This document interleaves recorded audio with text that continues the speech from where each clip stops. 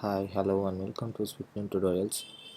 Today I have a new concept of dynamic search so that when the user types in the search bar, the table that is below the search bar automatically populates with relative to the particular text in the search bar. This is a concept, and I have implemented a simple scenario, and let me show you how to do that. So first, drag the search bar and place it in a view controller. Then drag a table view, place it below the search bar, and once you click the table, you could see prototype cells. So make it one and click this cell so that you will get these details in the interface builder. Here we are going to dynamically populate the cells, so we need an identifier to populate it. So just name it as with some name, and I have named it as cell. So here you can automatically populate this, or else you can create a separate file. That is, you have to create a separate class so that you can customize yourselves like an image, a label, or even more. So I have did the same thing, but nothing like customized with image or anything. Just I have played drag and dropped the control from the storyboard to the this is and this is a Coco touch class, so that you may have the uh, in inheritance. You can do inheritance with respect to UI table view, and I have dragged and dropped the cell in this particular file. So once it is done, you have to click this, and you have to control click and place it so that data source and data delegate are checked. Even the search bar has to support this delegate, so that you could use that you can inherit those methods, delegate methods. So once this is done, the front end, that is the storyboard side, is complete. Just go to the view controller.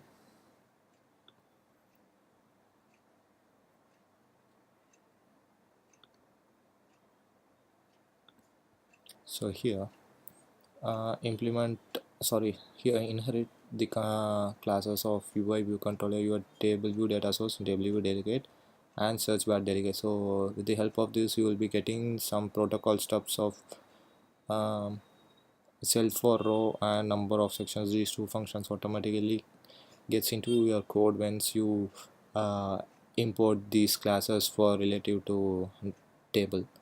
Later then, you have to create an array so that is populated in that particular table. Later you just have a simple array that doesn't hold any data in that, because you have to filter those data and hold it in this particular array. Make the search bar delegate to self, and the same for table. Okay, once it is done, we will go to the functions protocol steps of table view. Here we are going to have the count with respect to this array, so that return array dot count. And here I have called a variable cell, which shows that I am going to use the cell which has an identifier called cell, that is the name, and the class which it holds is called as table cell, table view cell. This is that particular class file. So here cell.xlabel.text equal to, I am getting the data from the array, and I am placing it in the cells dynamically, and I am returning it to the view. So once this is done, it will show like wait, let me show it. Just shows the data in the table in terms of rows: alpha, beta, neutron, proton, polo. So this will be shown to the user, but just check here. I am going to implement this protocol called search bar did text did change. So what it shows, once you click here and type any text, so every text you type triggers a function. So that functions is handled by this function, and once it is triggered, then automatically call a function called search by search bar, passing the string, so that the array in the array the values which holds this string will be filtered and it will be reloaded into the table. This is the concept. So in this new array I am getting the array, and the filter array I am going to pass this new array. So let filter equal to filter array dot filter. This is some start like a variable that is going to hold this details filtered from filter array.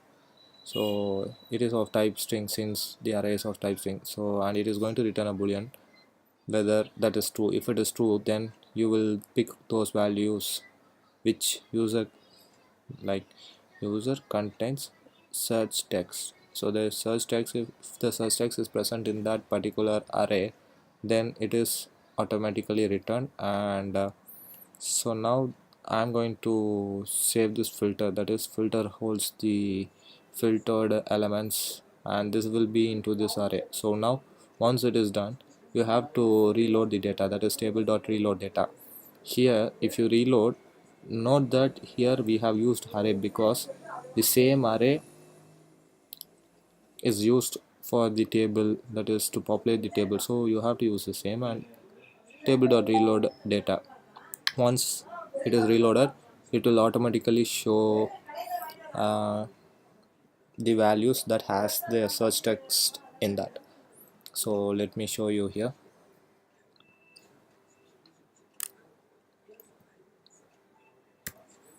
Yeah, so in this way it is automatically filtered from the table, so that user can experience an easy mode of picking the elements.